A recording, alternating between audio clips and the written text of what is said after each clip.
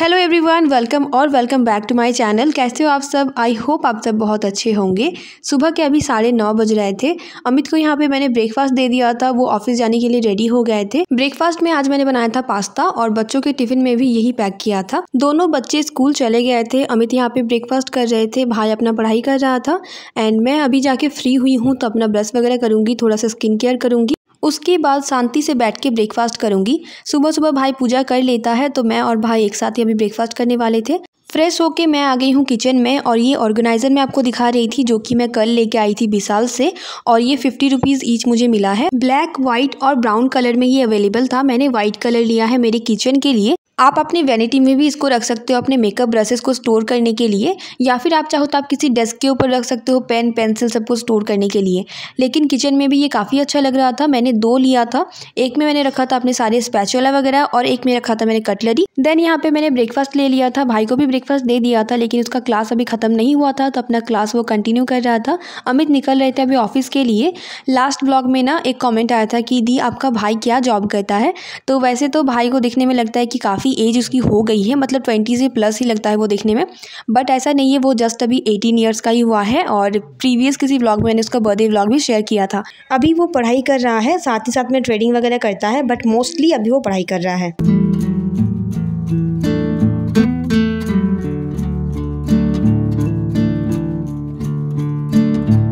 तो चलो यहाँ पे मेरे घर की क्लीनिंग हो गई थी और मेरी डस्टिंग भी हो गई थी।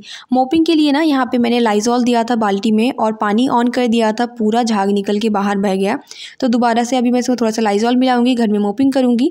डस्टिंग और क्लीनिंग मैंने शेयर नहीं किया है क्योंकि मेरा फ़ोन ऑफ हो गया था।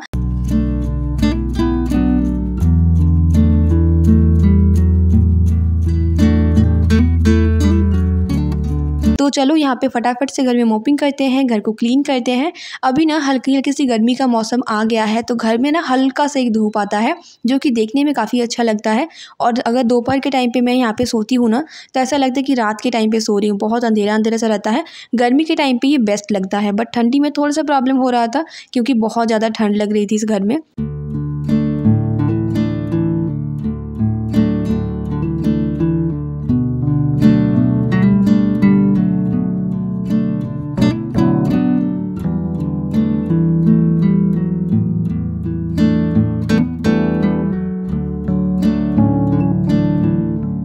मेरी कोशिश यही रहती है कि 12 बजे से पहले पहले मैं अपने घर के सारे काम ख़त्म कर लूँ, नहा लूँ, रेडी हो जाऊँ, कपड़े वगैरह जो मुझे वॉश करने होते हैं वो सब कुछ भी कर लूँ। साथ ही साथ में लंच की भी तैयारी करके रखूँ, ताकि क्या होता है ना कि बच्चों के आने के बाद ना मुझे उनके पीछे लगना पड़ता है। 12 बजे बच्चों की स्कूल की छुट्टी हो जाती है। वैसे अभी मुझे पिकअप करने के लिए जाना नहीं पड़ता है क्योंकि भाई है तो वही टाइम निकाल के चला जाता है। बच्चे घर आ जाते हैं, उसके बाद मेरा 1-1.5 घंटा कहाँ चला जाता है कुछ भी पता नहीं चलता है। मैं उन्हें नहलाती हूँ, साथ ही साथ में उनकी ढेर सारी बातें सुनती हूँ और इसी तरह से मेरा टाइम भी स्पेंड हो जाता है।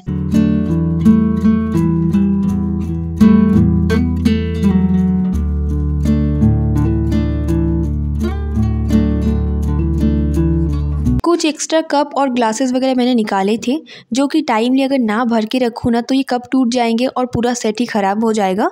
तो जिसकी वजह से ना यहाँ पे सब कुछ जो मैंने निकाला था वो सब कुछ मैं अरेंज करके रख रही हूँ।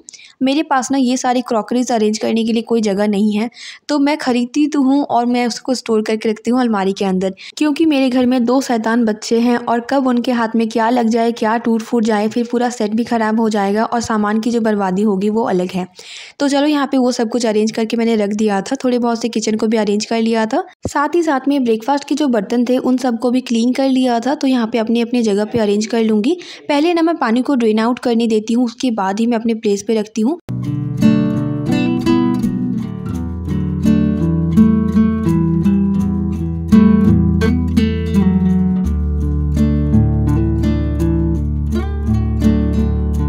दूध आ गया था तो वो भी गर्म करने के लिए रख दिया था और इस साइड पे मेरी लंच भी बन गई थी। बस दाल को तड़का लगाना बाकी था।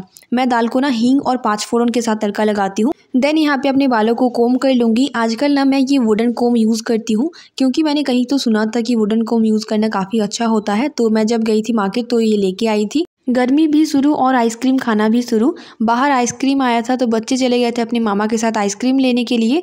हम सब ने मिलके आइसक्रीम खाया। उसके बाद ईशान चला गया था अपने दोस्त के घर खेलने के लिए और अभी वो वापस आ चुका था। मुझे उसको नहलाना था, एक्चुअली दोनों को ही नहलाना था, लेकिन एक साथ दोनों को मैं नहीं नहलाती हूँ। बहुत मस्ती करते हैं ये और कहीं किसी को चोट ना लग जाए, इसलिए मैं 1 बाय 1 दोनों को नहलाती हूँ। हल्का सा गुनगुना पानी करके मैं दोनों बच्चों को नहला रही थी, लेकिन दोनों का डिमांड था कि उनको टब के अंदर घुस के नहाना है। तो अभी बच्चों के लिए एक टब की अरेंजमेंट करनी होगी ताकि गर्मी में अच्छे से वो टब के अंदर घुस के नहा पाए।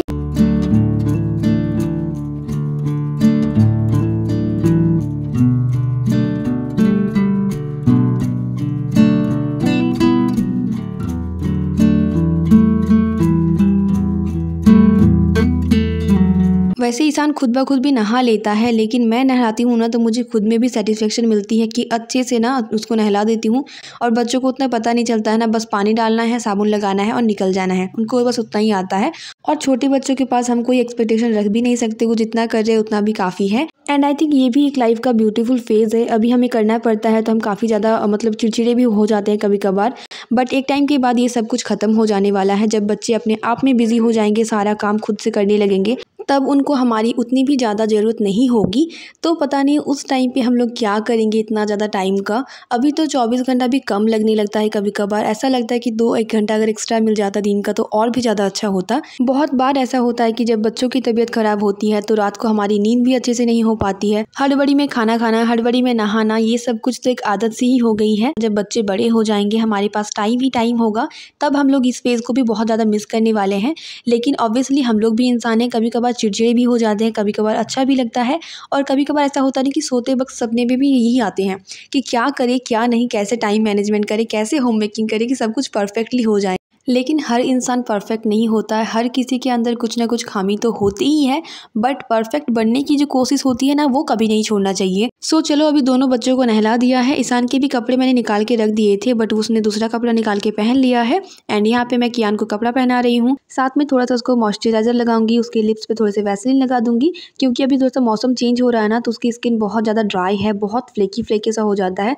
तो उसका दोनों टाइम का स्किन केयर मैं अच्छे से कर लेती हूँ। ईशान का भी करती हूँ, लेकिन उसको उतनी ज़्यादा जरूरत नहीं पड़ती है, बट कियान की स्किन बहुत ज़्यादा ड्राई है।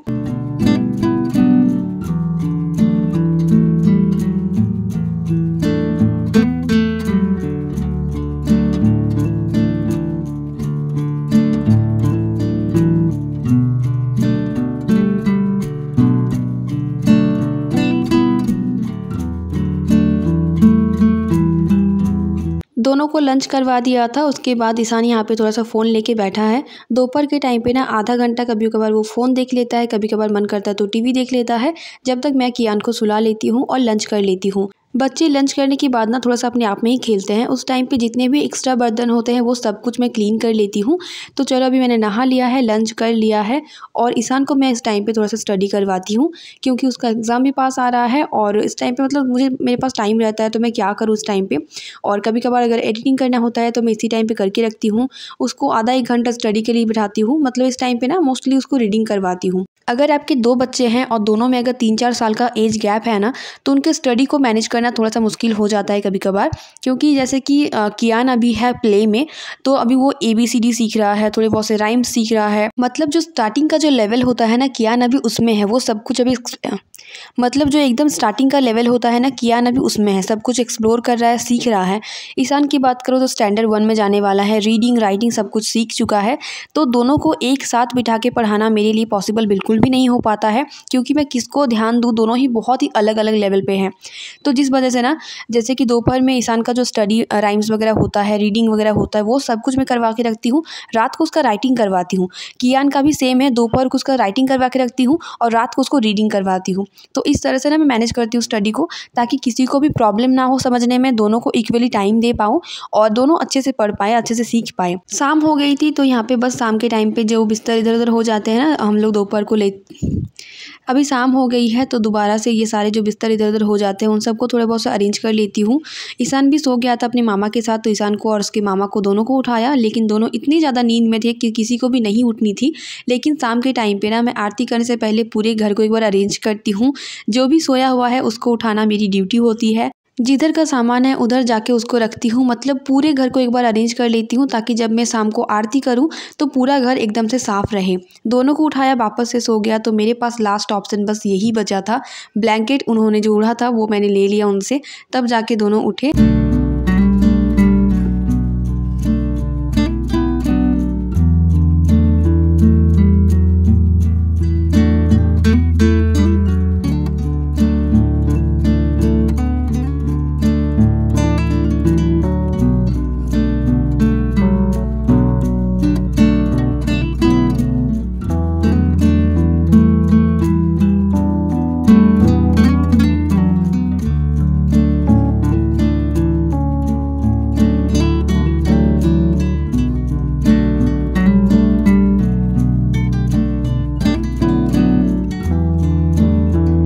पहले मैं ना शाम को जब आरती करती थी तो मेरे पास शंख नहीं था, जो है वो मैं अपने ससुराल में ही रख के आई हूँ, मैं लेके नहीं आई हूँ।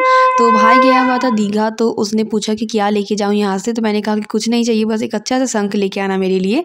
तो उसके बाद ना वो लेके आया था और वहीं पे रखा हुआ था मेरे मायके में, और जब वो यहाँ पे आया तो वो लेके आया था मेरे लिए।